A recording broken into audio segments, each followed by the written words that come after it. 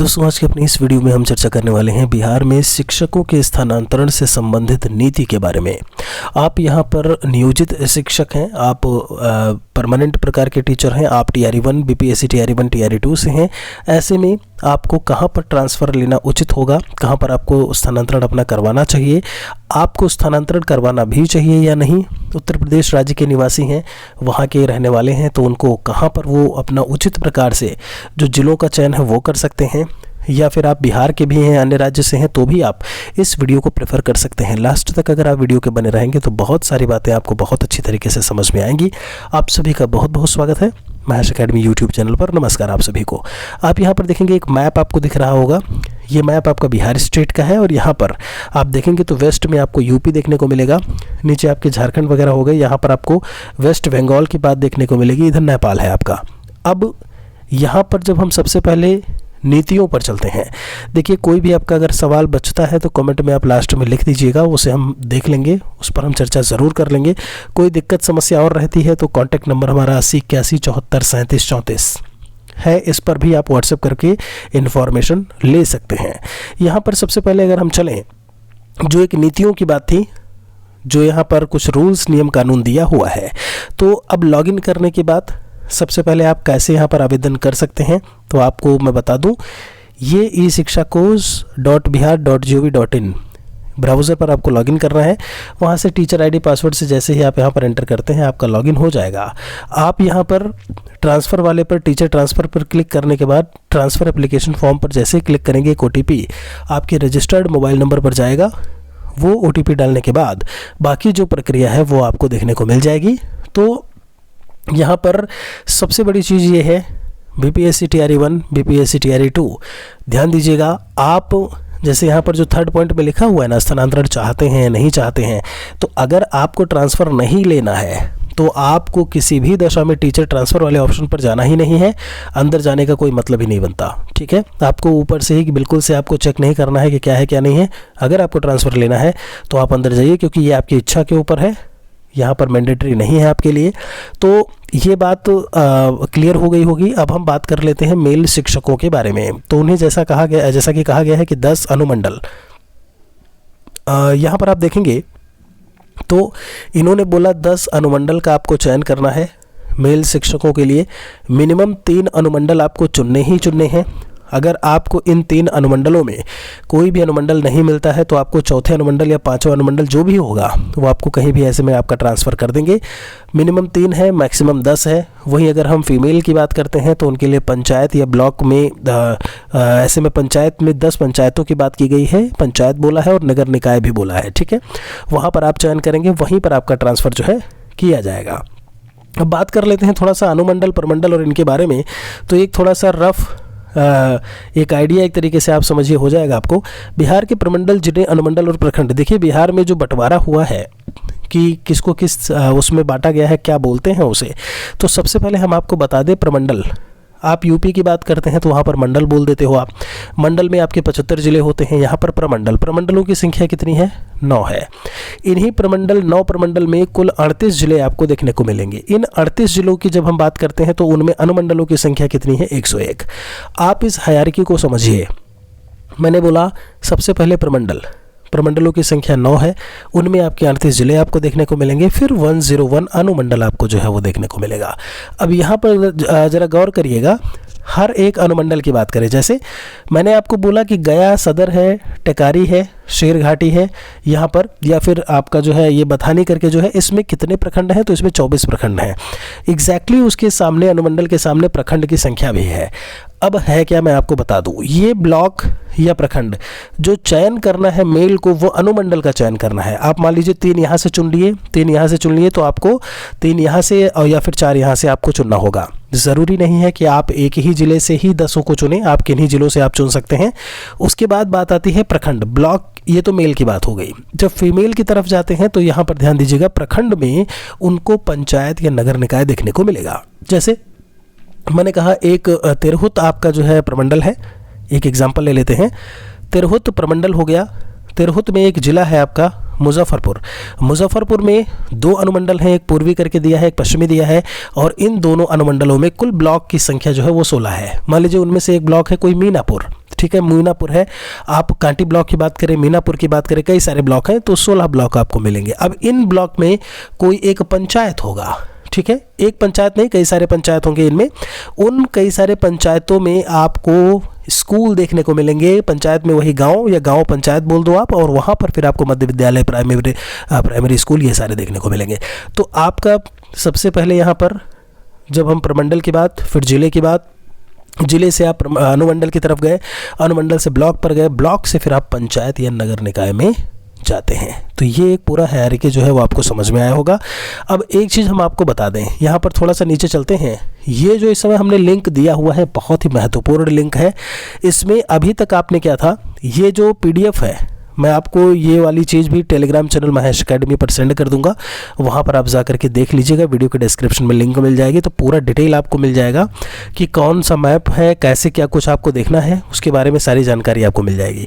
अब यहाँ पर आपने देखा इस वाले पेज में प्रमंडल, जिला, अनुमंडल और ब्लॉक। हम आपको बता दें कि हम आपको ये वाली जो लिंक है edistrict.bihar.bis.nic.in, यहाँ पर दोस्त जब आप जाएंगे ना, तो आपको ब्लॉक के अंदर जो पंचायत होगा वो भी दिखेगा, और नंबर ऑफ स्कूल्स कितने हैं उनके नाम विद यूडाइस कोड भी दिखेगा। कैसे दिखेगा ये देखिए ज़रा। जैसे हमने शिक्षा विभाग की ही वेबसाइट है, हमने लिया कैमूर, और इसमें हमने प्रखंड दिखिएगा, तो कैमूर में कितने प्रखंड हैं वो आपके स्क्रीन पर आपके सामने हैं। ये अब इस समय जो हम बात कर रहे हो खासकर महिलाओं को लेकर के बात कर रहे हैं, तो आप देखेंगे इतने सारे हैं। जैसे हमने इसमें क्या है, भगवानपुर ले लिया या कोई भी ऐसे में ले लिया, और आप देखेंगे कि उसमें जो स्कूल डिस्प्ले हो रहा है वो यूडाइस कोड के साथ में स्कूल का नाम डिस्प्ले हो रहा है, ठीक है। इसकी भी लिंक हम वीडियो के डिस्क्रिप्शन में भी दे देंगे। अब ट्रांसफ़र लेने से पहले कुछ चीज़ें आपको ध्यान रखने की ज़रूरत है। यहाँ पर अगर यूपी उत्तर प्रदेश से आप संबंध रखते हैं तो बिहार के 8 ज़िले आप देखेंगे।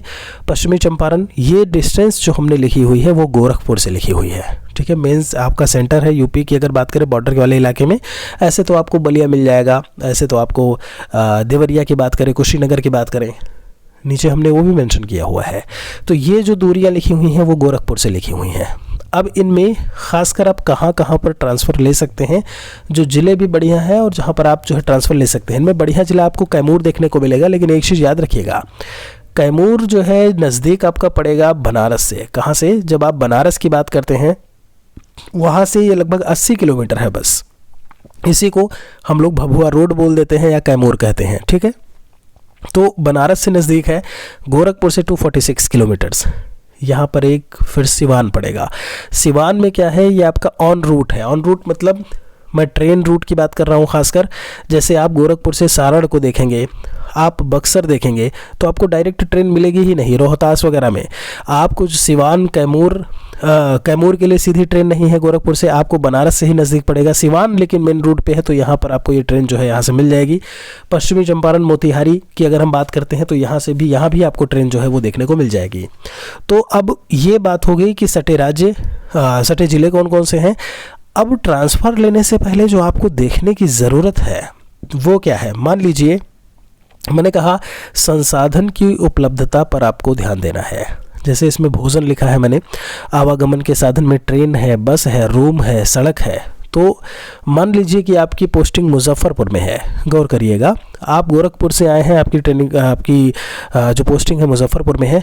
अब यहाँ से आप सिवान जाना चाहते हैं, आप सिवान गए, लेकिन आप सिवान में चूँकि अब ज़रूरी नहीं है कि आपको मेन जो सिवान है रेलवे स्टेशन के आसपास या आपको सिटी मिले, आपको भेजा जा सकता है ग्रामीण इलाकों में। और वहाँ पर क्या होगा कि वहाँ से आपको सिवान आने में संभवतः 2 घंटा 2.5 घंटा भी लग सकता है। आप शाम के टाइम में जितना डेवलप मुजफ्फरपुर है उतना सिवान डेवलप नहीं है, ये बात आपको क्लियर होगी, आप ये बात जानते भी होंगे। पटना है, मुजफ्फरपुर है, मेन सिटीज़ हैं। अब यहाँ से अगर आप वहाँ ग्रामीण इलाके में चले गए, वहाँ से मेन सिटी आने में ही आप ट्रांसफ़र क्यों ले रहे हैं? आप इसलिए ले रहे हैं कि हम कहीं ना कहीं अपने जो हमारा गोरखपुर है उसके हम नज़दीक पहुंच जाएं, यूपी से जो सटे ज़िले हैं वहाँ पर पहुंच जाएं। और पता लगा आप सिवान में ट्रांसफ़र लिए और वहाँ से ग्रामीण इलाके से ही निकल करके आपको मेन सिटी या रेलवे स्टेशन तक आने में या बस अड्डे तक आने में ही 2-3 घंटे लग गए। ऊपर से रात में आपको सवारी मिले ना मिले, जिस वजह से आप नज़दीक गए थे वही आपकी प्रतिपूर्ति ना हो उसकी।